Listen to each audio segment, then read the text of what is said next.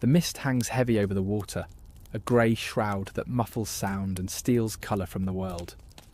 Dawn is breaking, but here on the coast of Lindisfarne in 793 CE, light struggles to penetrate the gloom. The monks of the monastery move quietly through their morning prayers, the sacred words of their psalms carried away by the salt breeze. Then comes the sound, a rhythmic beating, like the pulse of some vast, approaching beast. The monks pause, confusion crossing their faces. The beating grows louder. Thump, thump, thump. And then they see them, dragon-headed prows emerging from the fog like monsters from nightmare. Dozens of longships cutting through the waves, each filled with men whose very appearance speaks of violence. Some wear bear pelts draped over their shoulders, others wolfskins complete with snarling heads. Their eyes burn with an unnatural intensity, their bodies painted and scarred in patterns that speak of blood oaths and dark rituals. Before the monks can flee, the warriors leap from their ships into the shallows. Some charge forward on all fours like beasts, foaming at the mouth, biting their shields in frenzy. Others move with an eerie, focused calm, their wolfish grins more terrifying than the howls of their companions. They feel no fear, no pain. Weapons that would stop ordinary men barely slow their advance. These are not merely raiders seeking gold. These are the elite warriors of the north, berserkers and Ulfhednar, men who have transformed themselves into something beyond human, something that weaponizes terror itself. The massacre that followed would echo through centuries, marking the beginning of the Viking Age in Western consciousness. But what created these warriors who seemed impervious to fear and pain? What separates the historical reality from the myth? And what does their existence tell us about the outer limits of human capacity for violence? In the blood-soaked centuries of the Viking Age, from that first raid on Lindisfarne in 793 to the Battle of Stamford Bridge in 1066, no warriors inspired more dread than these elite fighters who blurred the line between man and beast. Their legacy has echoed through time, shaping our understanding of the Vikings and our fascination with warriors who transcend normal human limitations. This is the story of the most terrifying Viking warriors in history, men whose existence is confirmed by archaeology, historical records, and the terrified accounts of those who faced them in battle. Men who were all too real. To understand the berserkers, we must first understand the world that forged them, a harsh northern landscape where survival demanded extraordinary measures, and where the boundary between the natural and supernatural was thin as morning mist. The term berserker itself tells us much about these warriors. In Old Norse, berserker likely meant bear shirt or bear shirt, with scholars debating whether it referred to warriors who wore bear pelts or those who went into battle without armour, protected only by a battle-frenzy state. Archaeological evidence from the Torslanda helmet plates from Sweden, dating to the 7th century, shows figures in bear pelts performing ritual dances, suggesting the bearskin interpretation has deep roots. The earliest written account comes from the Ynglinga saga, where Snorri Sturluson describes the followers of Odin. His men went without mail coats and were frenzied as dogs or wolves. They bit their shields and were as strong as bears or bulls. They slew men, but neither fire nor iron could hurt them. This is called Berserker Gang. This Berserker Gang, or Berserker Gang, was the defining characteristic that separated these warriors from ordinary fighters. It was a state of ecstatic fury in which the warrior became something other than human. The 13th century Icelandic historian Snorri Sturluson describes it as a transformation. They howled like wild beasts, foamed at the mouth and gnawed the rim of their shields. When the fit came upon them, they were not like human beings. The Haraldskvæði, a skaldic poem from the late 9th century, provides one of our earliest descriptions of berserkers in action, calling them wolf-skinned warriors who carry bloody shields and redden their spear points in battle.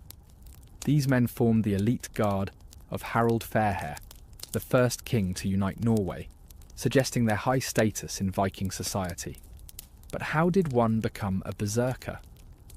The path appears to have been multifaceted, combining physical training, psychological conditioning, spiritual initiation, and possibly pharmacological elements.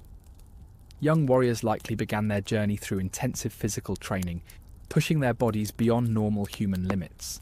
Archaeological evidence from Viking Age skeletal remains shows asymmetrical bone development consistent with weapon training from early adolescence.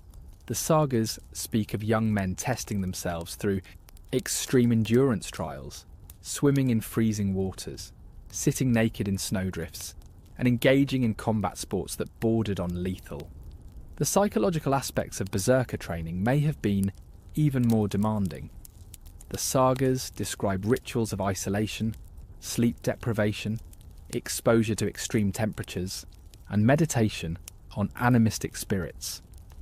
These practices bear striking similarities to shamanic initiations found across northern Eurasian cultures, suggesting a shared cultural origin. The spiritual dimension cannot be overlooked. In the pre-Christian Norse worldview, the line between human and animal was permeable. The god Odin himself was said to be able to send his consciousness into animal form, while his body lay as if dead, a practice called hamfaria, or shape journey. Berserkers were considered to be directly connected to Odin, the god of ecstasy, inspiration, and battle frenzy. The Volsunga saga describes how Sigmund and his son Sinfjotli lived in the forest as wolves, suggesting an initiatory period of becoming the animal that may have been part of berserker training. This spiritual transformation was likely reinforced through rituals, including wearing the skins of powerful animals and mimicking their movements and vocalizations until the boundary between human and beast consciousness blurred. Night grew dark. The Norns came forth who should the princes, life determine.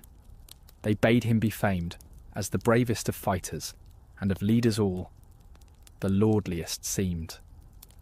The Vikings lived in a world where the harsh realities of existence, famine, disease, violence, required explanation.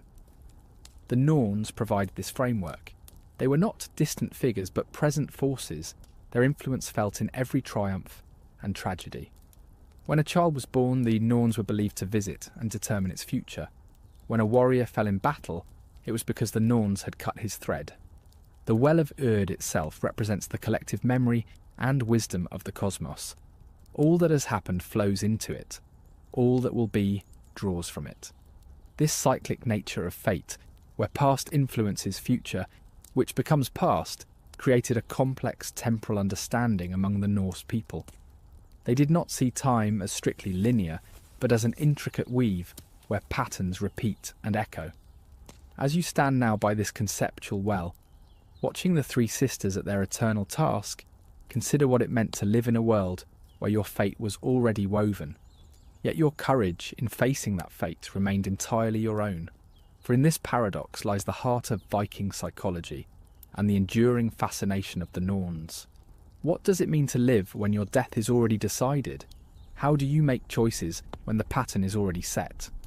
These questions weren't philosophical abstractions for the Vikings. They were the warp and weft of daily existence. Picture yourself in a longhouse on the Norwegian coast.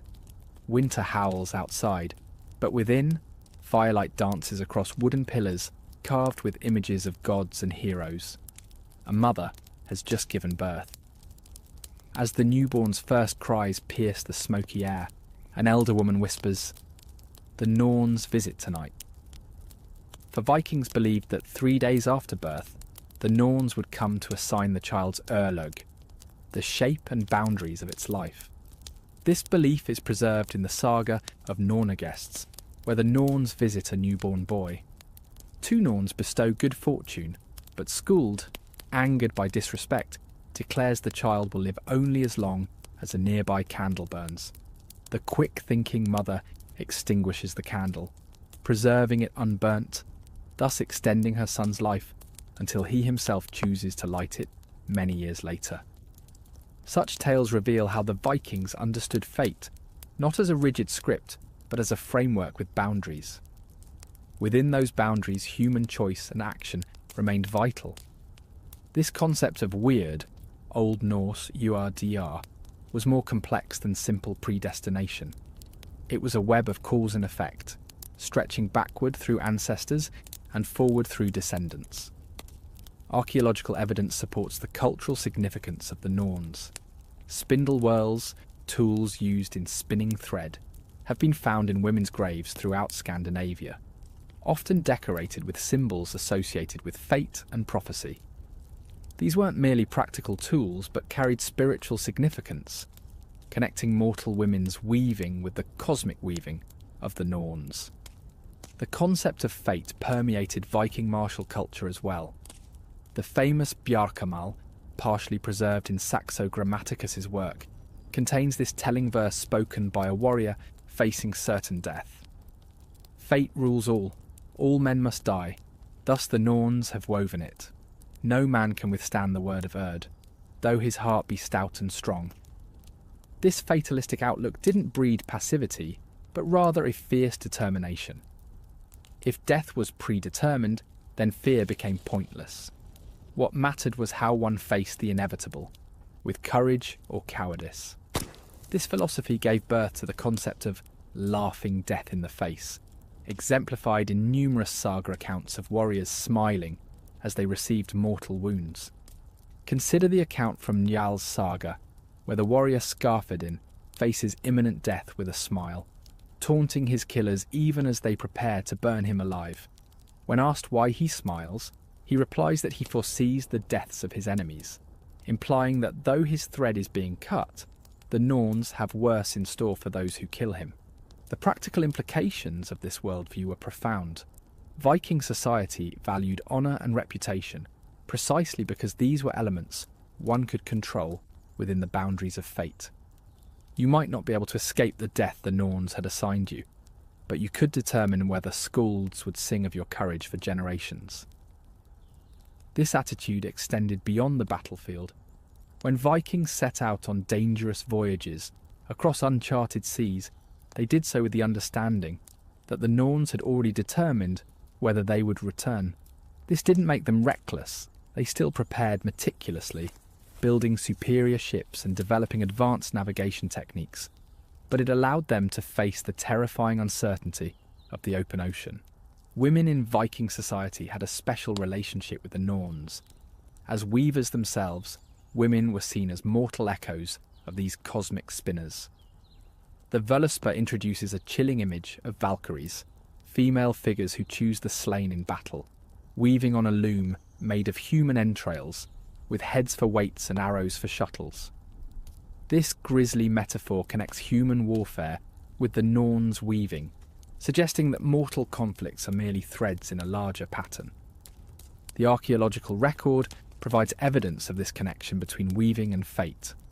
Loom weights found at Viking sites sometimes bear runic inscriptions invoking protection or good fortune. A particularly notable example from Birka, Sweden, bears the inscription, "May the Norns favour this weaving," suggesting a direct appeal to these goddesses for blessing ordinary work. Even childbirth, that most natural and common of human experiences, was viewed through the lens of fate. The Norse word for midwife, Nornagests, literally means guest of the Norns, highlighting how these practitioners were seen as working alongside the fate goddesses at critical moments of transition. The concept of fate influenced Viking legal practices as well. When disputes were settled at the Thing assembly, participants sometimes invoked the Norns as witnesses to oaths and agreements. The implication was clear. One might deceive mortal judges, but one could not hide from the all-seeing Norns, who would weave appropriate consequences for oath breakers. Perhaps most fascinating is how this fatalistic worldview coexisted with the Vikings' remarkable innovation and adaptability. These were people who developed sophisticated technologies, established trade networks spanning continents, and colonized lands from Russia to North America. Their belief in fate didn't make them passive recipients of destiny, but active participants working within its framework. Consider the Viking practice of casting runes for divination. These weren't attempts to change fate, but to glimpse what the Norns had woven. to better prepare oneself for what was coming. A warrior might cast runes before battle, not hoping to avoid his destined death, but to understand how best to meet it. In the saga of Eric the Red, when Thorbjorg, the seeress, performs divination for a struggling settlement in Greenland, she isn't changing their fate, but revealing what the Norns have already determined, that better times await if they can endure the present hardship. This knowledge doesn't alter their destiny, but gives them strength to face it. The psychological impact of this worldview is profound. Modern psychologists might recognise elements of what we now call radical acceptance, the practice of fully accepting circumstances beyond one's control while taking action where possible. Vikings accepted the boundaries of fate while fiercely exercising agency within those boundaries. As the skald Egil Skallagrimsson, who lost several sons to illness and drowning, wrote in his heart-wrenching poem Sona Torek, The Loss of My Sons, "I know it well. In my son was the makings of a worthy man. Had he reached the age when words bear fruit, and the gods had granted him growth, he ever held out to his father's word, though all the world opposed it, and bore me up, when battles were near, stood by my side, against my foes. Oft does my mind dwell on the loss of my son, cut down in his youth. Grimly I think, what sort of man he would have been had he lived." Here Egil acknowledges both his grief and the immutability of fate. The Norns cut his son's thread early, and no father's love could prevent it. Yet within this acceptance, Egil finds the strength to continue living and even to create art from his pain. This perhaps is the most enduring legacy of the Norns in Viking life, teaching that while the boundaries of existence may be fixed, the quality of one's journey within those boundaries remains a matter of choice. The thread may be measured, but how brightly it shines depends on the one who lives it. The mist thickens around Yggdrasil as we delve deeper into the stories where the Norns appear, not as abstract concepts, but as active participants in the great drama of Norse mythology. These narratives reveal the complex relationship between gods, heroes, and the implacable forces of fate.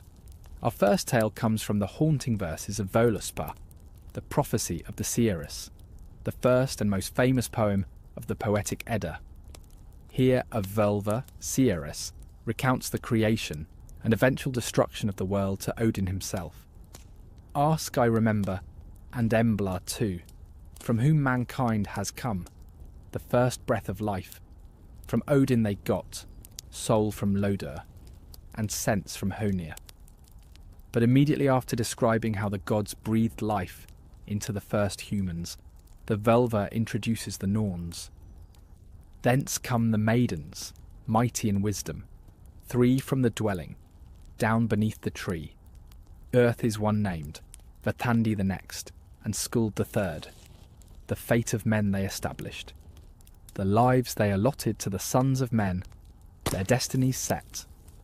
The juxtaposition is striking. In the very moment humans receive the divine gifts of life, soul, and consciousness from the gods, the Norns appear to set the boundaries of those gifts. The gods may give life, but the Norns determine its course.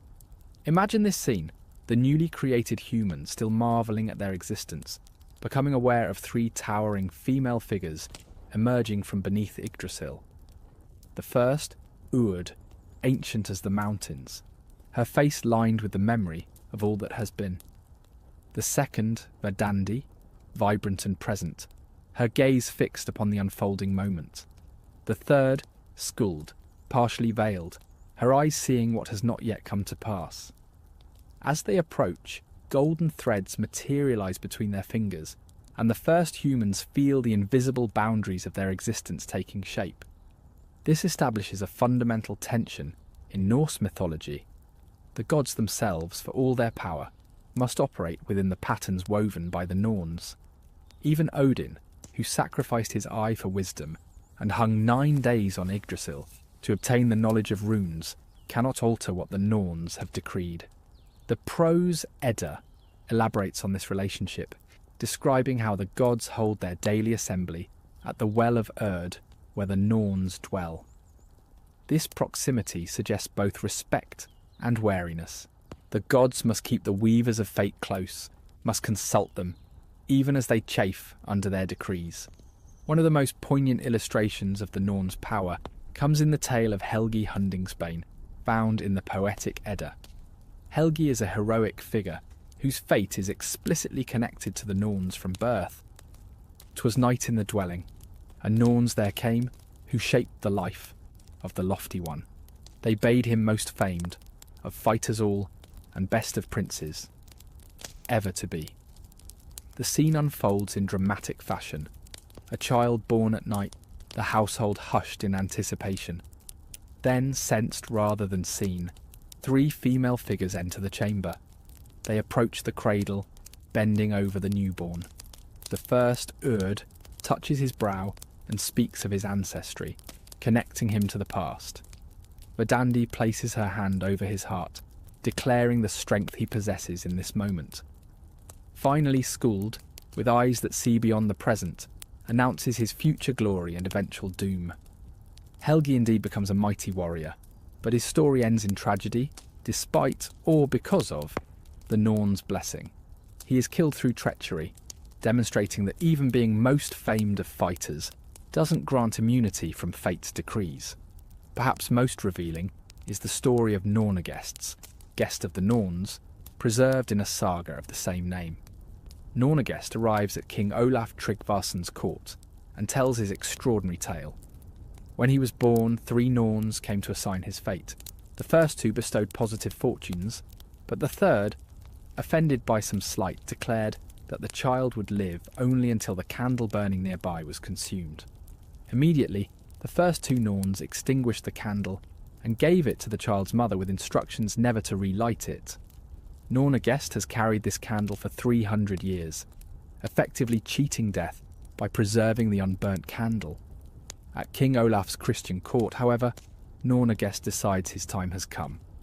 He accepts baptism and then deliberately lights the candle, dying peacefully as it burns down. Visualise this scene at Olaf's court. An impossibly old man producing a small, ancient candle from a silver box. The courtiers falling silent as he recounts his encounter with the Norns. The king himself, champion of the new Christian faith, watching in awe as this living connection to the pagan past makes his choice. The flame catches, and all present understand they are witnessing the fulfilment of a decree made 3 centuries earlier. This tale beautifully illustrates the complex interplay between fate and choice in Norse thought. The Norns set boundaries, the candle, but within those boundaries human choice remains significant, when to light it. It also shows how even the Norns' decrees could sometimes be negotiated or temporarily circumvented, though never truly escaped. The Norns figure prominently in the prophecies of Ragnarok, the twilight of the gods. In Völuspá, as the seeress describes the coming doom, she speaks of the Norns' role. The Norns shall arise from earth's deep well. The ancient maids from the east shall come. They shall judge the strife of god and giant, and tokens of war shall truly know. The image is stark and terrible. The 3 sisters rising from their well as the world burns around them, not preventing the destruction, but bearing witness to it, perhaps even facilitating it as part of the necessary cycle of existence. They stand impassive as Fenrir devours Odin, as Thor falls to the Midgard serpent, as fire and flood consume the 9 realms. Yet even in this apocalypse, the Norns' weaving continues. For Ragnarok is not the end, but a transition. After the destruction, the Völuspá tells us, a new world will rise from the sea, and the surviving gods will gather on Idavol plain. The cycle continues, and new patterns form in the Norns' weaving. Another fascinating appearance of the Norns comes in the saga of the Volsungs, where the Valkyrie Brynhild explains to the hero Sigurd, "Some are of the family of the Aesir, some are of the family of the elves, some are daughters of Dvalin. Those who are of good family are appointed to protect the lives of those who shall be great warriors.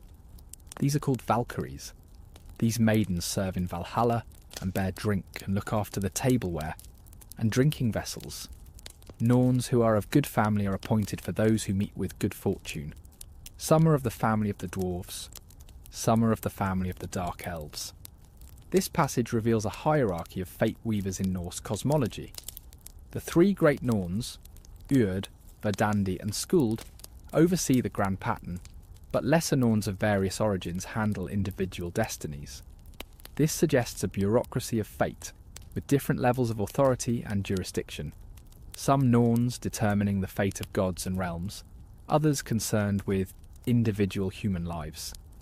Imagine a cosmic weaving hall beneath Yggdrasil, where Norns of various origins work on different sections of an immense tapestry.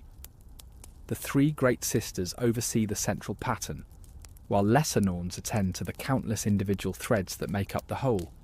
Some threads shine gold, heroes, others silver, kings, still others the humble browns and greys of ordinary lives, yet all are necessary to the pattern. The Grimnismal, another poem from the Poetic Edda, mentions the Norns in connection with Yggdrasil. More serpents lie under Yggdrasil's ash than any fool can imagine. Goin and Moin, Grafitnir's sons, Grabak and Grafoluth, Ofnir and Svafnir, shall ever, I think, gnaw at the twigs of the tree. The ash Yggdrasil endures hardship more than men know of. The heart bites above, and rot sets in at the side, while Nithhog gnaws from below. Earth is the name of the first of the wells, where the judgment seat of the gods is. Each day thither, the gods ride up over Bifrost Bridge, the bright. This passage places the Norns well in a cosmic context, one of three wells that nourish and threaten Yggdrasil. The world tree suffers constant assault from various creatures, yet endures thanks in part to the Norns' daily ministrations. They water it with white mud from their well, preserving it against decay and the gnawing of Nithhog, the dragon, at its roots. Visualise this daily ritual, the three sisters drawing sacred water from their well, mixing it with the white clay that surrounds it. With reverent care, they apply this mixture to Yggdrasil's trunk and roots, healing the damage done by countless creatures. This act is both practical maintenance and sacred ceremony, for in preserving the world tree, they preserve the cosmos itself. The Fafnismal, which records Sigurd's conversation with the dying dragon Fafnir, contains this exchange. Sigurd said, "Tell me, Fafnir, if you are so exceeding wise, who are the Norns who help in need and free mothers from children?" Fafnir said, "Of many kinds, I think, are the Norns. Some are of the Aesir, some of the elves, and some are daughters of Dvalin." This cryptic exchange suggests that certain Norns specifically oversee childbirth, freeing mothers from children. This connects the cosmic weaving of fate with the very physical process of bringing new life into the world. It also reinforces the idea that different categories of Norns have different responsibilities within the cosmic order. One of the most vivid depictions of the Norns' weaving comes not from the Eddas, but from Njal's saga, where a man named Dorud witnesses 12 Valkyries weaving on a loom made of human entrails before the Battle of Clontarf. Blood rains from the cloudy web on the broad loom of slaughter. The web of man, grey as armour, is now being woven. The Valkyries will cross it with a crimson weft. The warp is made of human entrails. Human heads are used as weights. The heddle rods are blood-wet spears. The shafts are iron-bound, and arrows are the shuttles. With swords we will weave this web of battle. While these weavers are identified as Valkyries rather than Norns, the imagery connects directly to the Norns' role as weavers of fate. The battle's outcome, who lives, who dies, which side prevails, is being woven before it occurs. The gruesome materials of the loom emphasise the violent reality being created. Picture this macabre scene. 12 tall, pale women in a stone chamber, working at a loom constructed from the bodies of fallen warriors. Their movements are rhythmic, almost hypnotic, as they pass shuttles made of arrows through warps of intestines. With each pass, the pattern of the coming battle becomes clearer. Who will fall, who will triumph, how the field will look when drenched in blood. These stories collectively reveal the Norns as figures of awe and fear, in Norse mythology, beings whose power transcends even that of the gods. They are not capricious like many deities, but represent an implacable cosmic law. Their weaving isn't arbitrary, but follows patterns established by cause and effect across time. Perhaps most significantly, these tales show that while fate in Norse mythology is predetermined, it isn't simple predestination. It's a complex interweaving of past actions, present circumstances, and future necessities. The Norns don't just dictate what will happen, they weave what must happen based on what has already occurred. This nuanced view of fate provided the Vikings with a cosmology that explained the harsh realities of their world, while still allowing for human agency and responsibility. The thread may be measured, but how it intertwines with others, that remains partly in mortal hands. The mists part to reveal deeper questions. What did the Norns truly represent to the Norse people? Why did these three weavers of fate hold such prominence in a culture celebrated for its warrior ethos? To answer these questions, we must look beyond the myths themselves to their psychological, historical, and comparative contexts. Consider first the etymological roots of the Norns' names. Urd, urdia, derives from the Old Norse verb verda, to become or happen. It represents not just the past, but the principle that what has happened shapes what can happen. Verdandi, from the same verb root, embodies the present continuous, that which is in the process of becoming. Skuld, contrary to simple association with future, connects to skuld, debt or obligation. This suggests not just what will be, but what must be as a consequence of past and present. This linguistic analysis simply represent three time states, but embody a concept of causality that spans time. How past actions create present circumstances which necessitate future outcomes. This is not fatalism, but a recognition of consequence. A worldview that acknowledges how actions ripple across time. Archaeologist Neil Price, in his groundbreaking work on Viking belief systems, suggests that the Norns represent the Viking understanding of natural law, the observable patterns of cause and effect that govern existence. In a world where survival depended on recognising these patterns, when to plant, when to sail, when ice would form or thaw, personifying these laws as weavers made conceptual sense. Imagine yourself as a Viking farmer, watching the seasons cycle predictably, year after year. The pattern seems predetermined, woven by unseen hands. The winter that kills the weak, the spring that rewards preparation, the summer that demands labour, the autumn that gives harvest in proportion to effort. All could be understood as the working of fate weavers who reward and punish according to immutable rules. Comparative mythology offers another window into the Norns' significance. They bear striking similarities to fate goddesses in other Indo-European traditions. The Greek Moirai, Clotho, Lachesis and Atropos, the Roman Parcae, Nona, Decima and Morta, and the Slavic Sudis. All are typically depicted as three women who spin, measure and cut the threads of life. The Greek Moirai particularly mirror the Norns' functions. Clotho, spinner, spins the thread of life, similar to how Urd establishes what has become. Lachesis, allotter, measures the thread, determining its length, paralleling Verdandi's role in the unfolding present. Atropos, unturnable, cuts the thread, ending life, much as school determines what must be.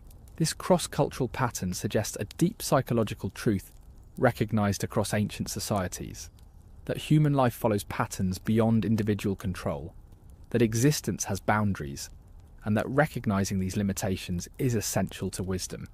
As classicist Bernard Knox noted about Greek tragedy, the recognition of necessity is the beginning of freedom. The Romans adapted the Greek concept, with their parcae, from parere, to bring forth, emphasising birth and death as the boundaries of fate. Nona, 9th month of pregnancy, presided over birth, Decima over life's course, and Morta, death, over its end.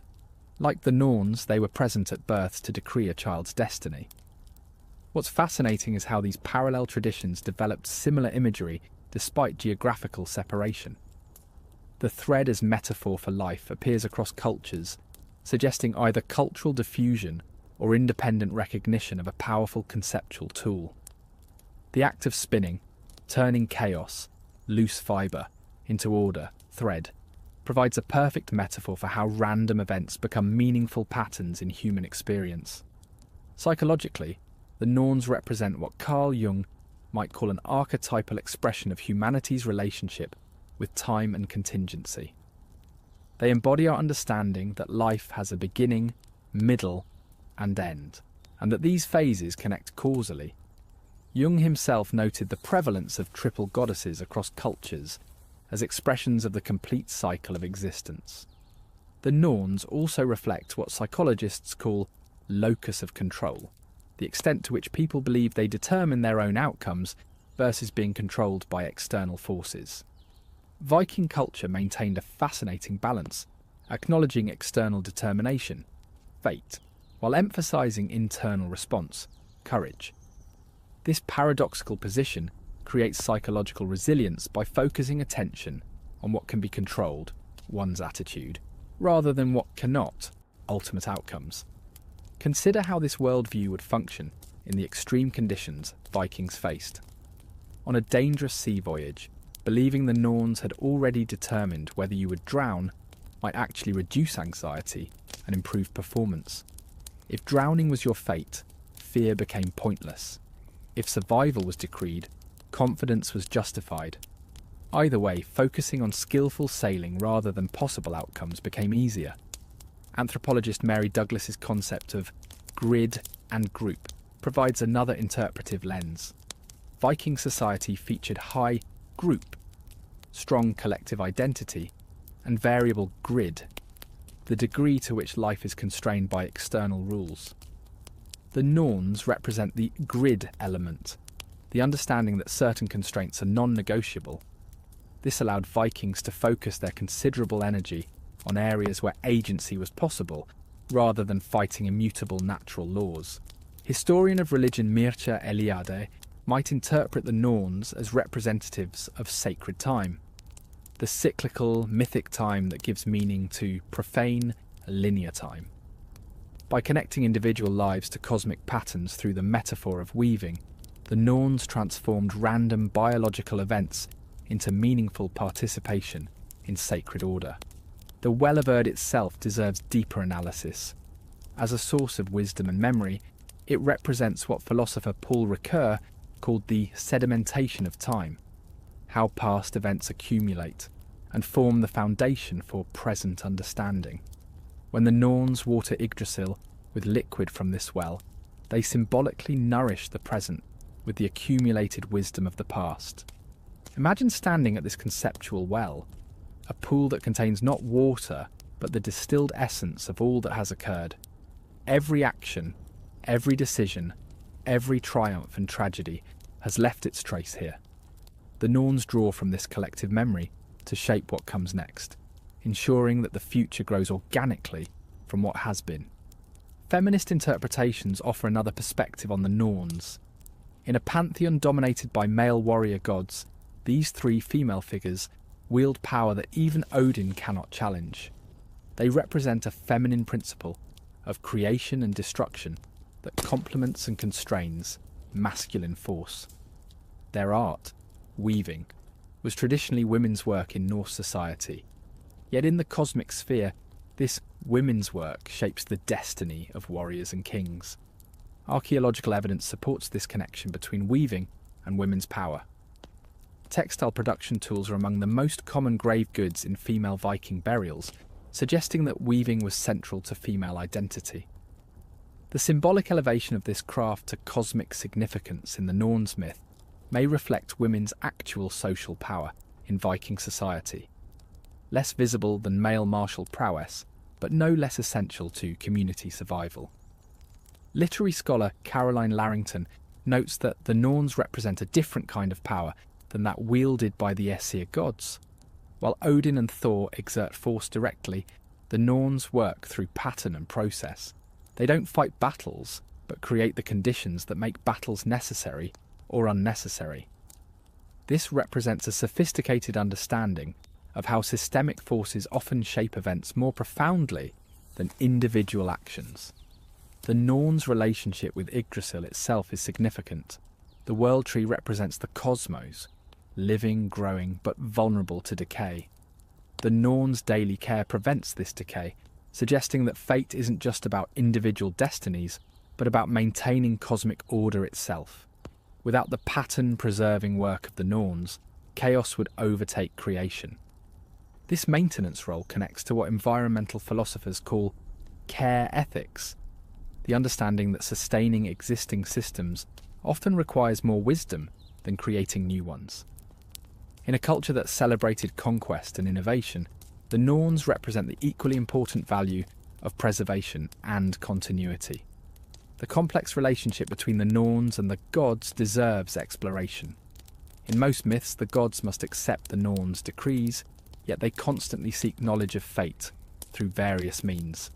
Odin's sacrifice for wisdom, his conversations with Volvas, his ravens that bring information.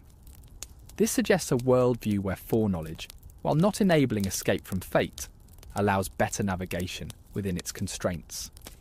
Historian of religion Georges Dumézil, known for his tripartite analysis of Indo-European religions, might place the Norns within his third function, that of fertility, sustenance and wealth. Their nurturing of Yggdrasil and their connection to birth place them in this category, complementing the first function, sovereignty magic, represented by Odin, and the second function, warfare, represented by Thor. The Norns' weaving metaphor itself contains philosophical depth. A woven fabric has both warp, vertical threads, and weft, horizontal threads. The warp might represent the fixed elements of fate, birth, death, natural law, while the weft represents the choices made within these constraints. The resulting pattern emerges from the interaction of necessity and choice, just as human lives unfold at the intersection of determination and free will. Consider how this metaphor would appear visually. Vertical threads stretched tight on the loom, representing the boundaries of possibility, while horizontal threads weave between them, creating patterns of actual lived experience. Some weft threads might be bright, others dark, some thick, others thin, representing the quality and character of choices made within fate's framework. The concept of wired, Old English, or URDR, Old Norse, that the Norns embody differs significantly from later Christian concepts of predestination. Word is not decreed by a personal deity with moral intentions, but emerges from the impersonal operations of cause and effect across time. Actions have consequences, not because a god judges them, but because the universe operates according to patterns the Norns maintain. This view creates what philosopher Peter Adamson calls soft determinism, a middle path between absolute predestination and complete free will. The course of events is determined, but determined partly by one's own previous actions, feeding back into the pattern. The Norns weave with threads spun from one's own deeds. The Norns' triple nature connects to widespread Indo-European tripartite symbolism. Georges Dumézil noted that Indo-European cultures frequently organised cosmic and social concepts in threes. The Norns represent a temporal trinity that parallels other significant triads: the three wells beneath Yggdrasil, the three roots of the world tree, the division of the cosmos into underworld, Middle-earth and heavens. This tripartite structure creates cognitive completeness, a beginning, middle and end that satisfies human psychological need for narrative closure. By personifying these three phases as sisters, Norse mythology humanises time itself, making its passage comprehensible through familiar family relationships. The Norns' role in Ragnarok reveals another layer of meaning. Even cosmic destruction occurs within fate's pattern. It is necessary, not random. This cyclical view of existence, where even gods die to make way for renewal, reflects agricultural society's understanding of necessary sacrifice for regeneration.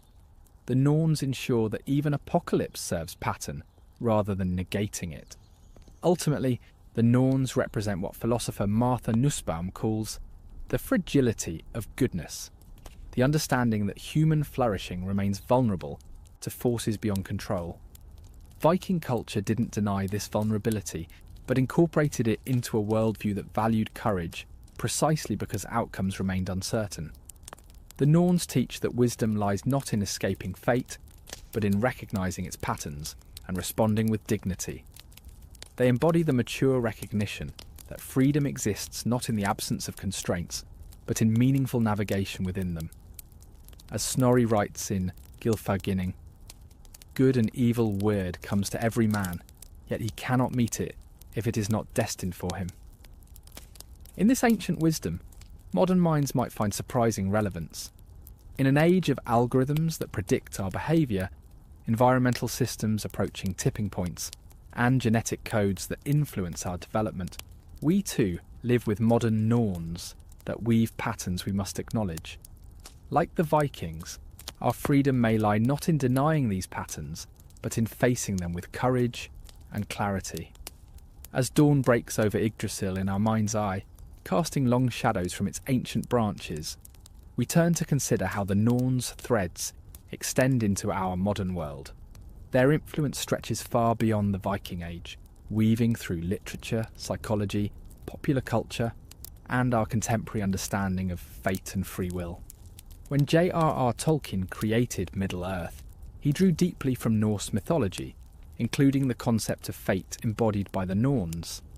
In The Silmarillion, he writes of the Vala Vaira the Weaver, who weaves all things that have ever been in time into her storied webs, and the halls of Mandos that ever widen as the ages pass are clothed with them. This direct parallel to the Norns shows how ancient concepts of fate weaving continue to resonate in modern fantasy literature. Imagine walking through Vaira's halls, in Mandos, tapestries stretching endlessly in all directions, each depicting events from Middle-earth's history with perfect fidelity. Like the Norns' weaving, these tapestries don't just record history, but somehow contain it, making the past eternally present through art. The Norns' influence appears in Richard Wagner's operatic cycle, Der Ring des Nibelungen, where the three Norns appear on stage, spinning the rope of destiny and singing of past, present and future. When their rope breaks, it symbolises the coming end of the gods, a direct parallel to Ragnarok. Wagner's work subsequently influenced countless artistic representations of Norse mythology, cementing the Norns in Western cultural consciousness. In modern fantasy literature, the concept of fate-weaving goddesses appears repeatedly. Robert Jordan's Wheel of Time series features the pattern, woven by the Wheel of Time itself, with certain individuals appearing as Tavarin, people around whom the pattern centres, similar to heroes whose fates the Norns might give special attention. Neil Gaiman's American Gods includes the Norns as characters, adapting their ancient role for a contemporary American setting. Marvel's Thor comics and subsequent films incorporate elements of the Norns' mythology, though often simplified or altered. The character of Karnilla, Queen of the Norns, while not directly based on Urd, Verdandi and Skuld, draws from their association with fate and prophecy. The Marvel Cinematic Universe references the Well of Urd as a cosmic location where Vision discusses the nature of power with Thor. The concept of three women determining fate appears in Disney's Sleeping Beauty with the three good fairies, and in Brave with the witch who creates fate-altering spells. While not direct adaptations, these characters share the Norns' function of influencing destiny, showing how ancient mythological concepts transform into new narratives while retaining their essential functions. Video games have embraced Norse mythology enthusiastically, with titles like God of War 2018 featuring the Norns as part of its mythological framework. The game Hellblade: Senua's Sacrifice incorporates Norse concepts of fate and destiny into its narrative about mental illness, creating a psychological interpretation of mythological patterns. Beyond entertainment, the Norns' legacy lives in how we conceptualise fate and free will in the modern world. Philosopher Alain de Botton notes that ancient fatalistic philosophies often produced greater courage and serenity than modern emphases on unlimited choice and control.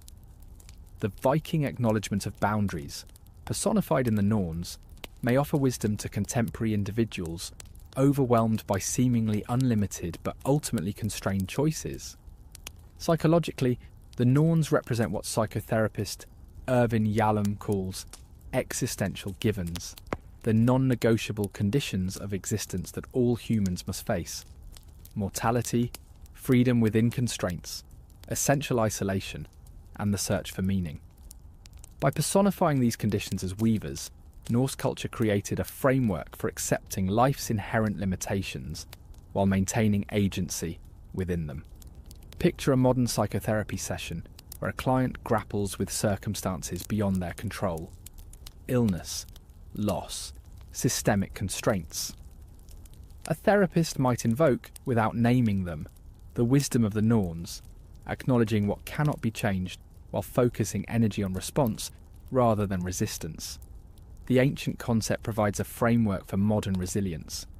The Norns' association with weaving connects to contemporary fibre arts movements that reclaim traditionally feminine crafts as sources of power and expression. Modern weavers, knitters, and textile artists often explicitly reference the Norns and other mythological weavers, recognizing the profound metaphorical connection between creating textile patterns and creating meaning from experience. Environmental philosophers have found resonance in the Norns' daily care of Yggdrasil, seeing it as a model for sustainable relationship with natural systems. The image of fate goddesses maintaining cosmic balance rather than exploiting it offers a counterpoint to extractive approaches to nature.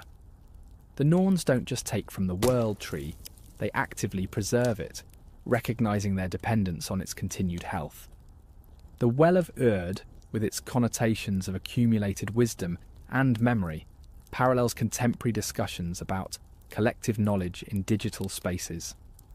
Some technologists explicitly reference Norse mythology when discussing how information accumulates and influences future developments. The well of data, from which artificial intelligence draws, for instance, functions similarly to how the Norns draw from their well-to-water Yggdrasil. Even in science, echoes of the Norns appear. When physicists discuss how past conditions constrain future possibilities, explore how evolutionary history limits future adaptations, they express in scientific terms what the Vikings personified through the Norns, the understanding that what has become shapes what can become. The quantum physics concept of path dependency, how a particle's history influences its future possibilities, bears striking similarity to the Norse concept of weird. Both recognise that while multiple futures may be possible, they are constrained by accumulated past events.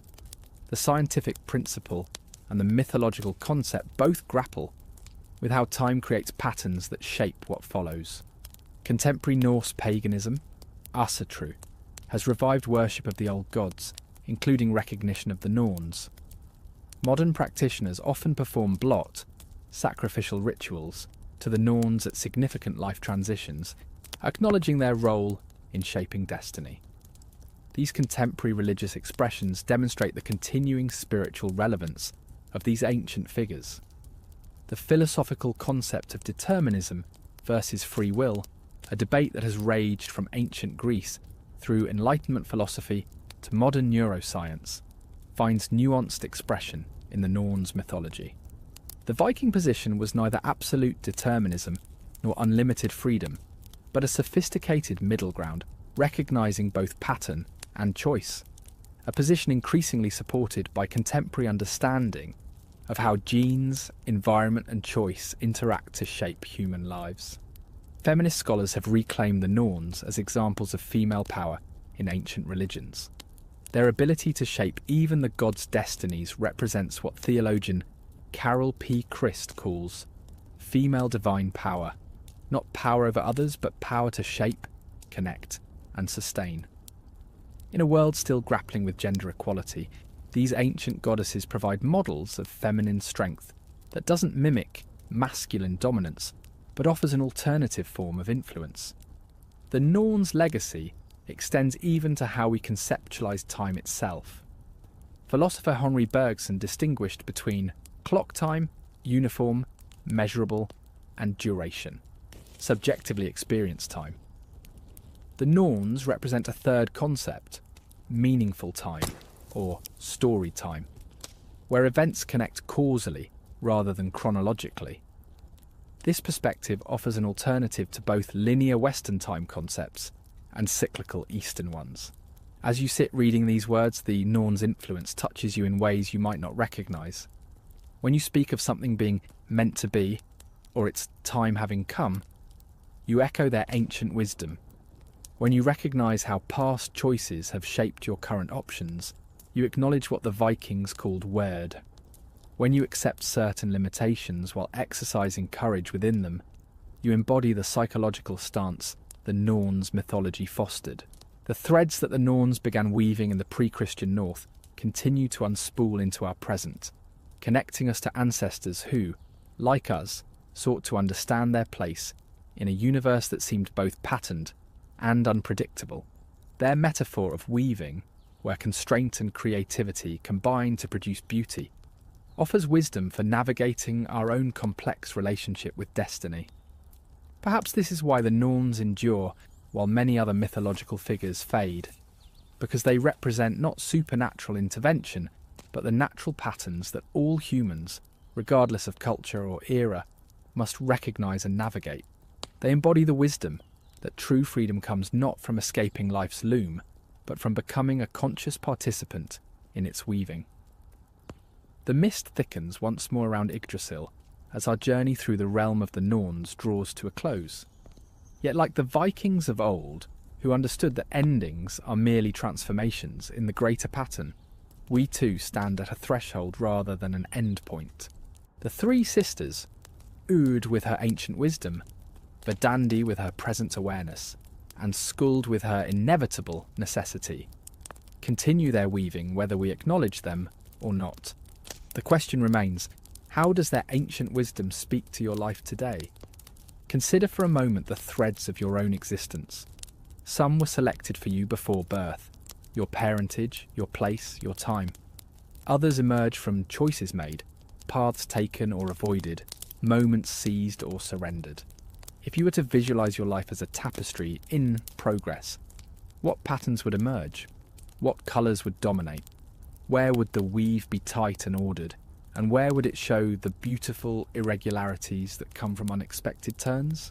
The Vikings found extraordinary courage in their understanding of fate, not because it promised them victory, but precisely because it didn't. They recognised that the measure of a life lies not in controlling outcomes, but in how one faces what comes. There is profound psychological wisdom in this perspective, a wisdom our achievement-obsessed modern world often forgets. When you face circumstances beyond your control, and we all do you rage against the Norns' decree, or do you, like the Vikings, find freedom within the boundaries they've set? Do you waste energy fighting what cannot be changed, or do you focus your strength on what remains within your power, your response, your attitude, your inner steadfastness? The Norse warrior who laughed in the face of death wasn't denying reality, but transcending fear of it. Similarly, acknowledging the constraints in your life, biological, economic, temporal, doesn't mean surrendering to them, but understanding clearly where your actual choices lie. This clarity itself is a form of power. Perhaps you felt the Norns' presence in your own life without naming them as such. That moment when seemingly random events suddenly reveal a pattern. The chance encounter that changed everything.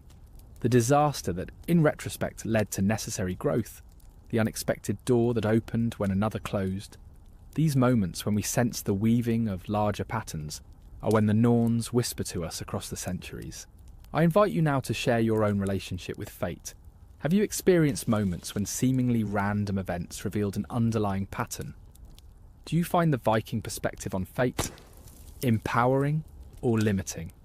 How do you balance acceptance of what cannot be changed with the courage to change what can be? The comment section below awaits your reflections, your stories, your questions. For those who wish to delve deeper into these mysteries, the Well of Erd remains open to you. Primary sources like the Poetic Edda and Prose Edda await your exploration. Scholars like Neil Price, Caroline Larrington, and John Lindo offer insightful analyses of Norse mythology and its psychological implications. Contemporary philosophers continue to wrestle with the same questions of fate and free will that the Vikings addressed through their myths. If you found value in this journey through the realm of the Norns, consider sharing it with others who might appreciate their wisdom. The patterns we recognise gain power when shared, just as the Vikings strengthened their understanding of fate through communal storytelling. And if you haven't yet joined our community of explorers into ancient wisdom, consider subscribing. Each video is a thread in a larger tapestry we're weaving together, a pattern that connects ancient insights to contemporary challenges, mythological frameworks to modern understanding. In our next exploration, we'll travel far from the mist-shrouded roots of Yggdrasil to the sun-drenched temples of Mesoamerica. There we'll encounter the Aztec warriors, men who, like the Vikings, faced death with remarkable courage, born of spiritual understanding. We'll discover how their cosmic vision shaped one of history's most misunderstood civilizations, and how their concept of sacrifice parallels yet differs from Norse fatalism. The Aztecs, like the Norse, believed that cosmic order required human participation, but expressed this belief through dramatically different practices. Their warriors, bound by fate to feed the sun with their blood or the blood of captives, navigated their own complex relationship between destiny and choice. Their story offers another perspective on how humans create meaning in the face of mortality. As the Norns continue their eternal weaving, and as Yggdrasil stands firm despite the forces that assail it, remember that you too participate in patterns larger than yourself. Your choices, like threads in the cosmic loom, connect to countless others, creating designs that may only be visible from perspectives you cannot yet imagine. The Vikings found strength not in denying fate, but in facing it with clear eyes and unwavering hearts. Perhaps their greatest legacy is this paradoxical wisdom. True freedom comes not from escaping life's patterns, but from weaving your thread with conscious intention, whatever constraints the Norns may have set. Until our paths cross again beneath different mythic skies, may you weave wisely, live boldly, and find meaning in both the pattern and your place within it. For as the Vikings understood, it is not the length of the thread that matters most, but how brightly it shines in the great tapestry of existence. The Norns have spoken. The choice of how to listen, that remains yours alone.